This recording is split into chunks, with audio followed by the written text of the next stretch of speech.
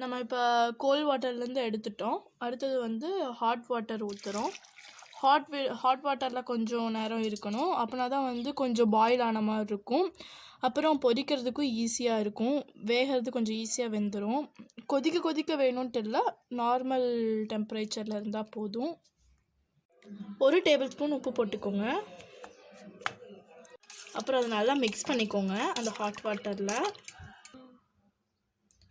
இந்த இதை எடுத்து ஒரு ஒயிட் கிளாத்தில் வந்து நல்லா வச்சு இதை எடுத்துக்கோங்க. ஏன்னா அந்த தண்ணி வந்து எண்ணெயில் பட்டுச்சுன்னா இதாயிரும், தெரிச்சிரும். அதனால் தண்ணியை ஃபஸ்ட்டு தொடச்சிக்கோங்க. நல்லா தொடச்சிக்கோங்க. இப்போது ஸ்டவ்வில் எண்ணெயை காய வச்சு இதை போடணும்.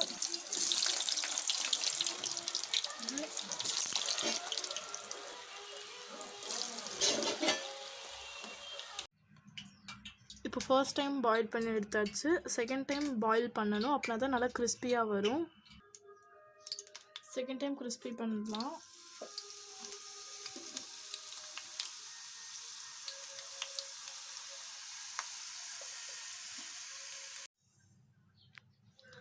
இப்போ நம்ம ரோஸ்ட் பண்ணியாச்சு. அடுத்தது அது மேலே கொஞ்சமாக சால்ட் தூவிக்கலாம். ஏன்னா சால்ட் பத்தாத மாதிரி இருக்கும். நல்லா ஸ்ப்ரிங்கிள் பண்ணிக்கோங்க.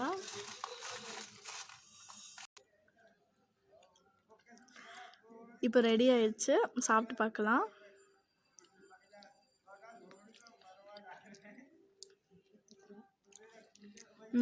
நல்லா இருக்குது. நீங்களும் உங்கள் வீட்டில் ட்ரை பண்ணி பாருங்கள். அதுக்கப்புறம் இந்த வீடியோ உங்களுக்கு பிடிச்சிருந்துச்சுன்னா சப்ஸ்கிரைப் பண்ணுங்கள் சில் ப்ரோ சேனலுக்கு. லைக் போடுங்க. Thank you viewers.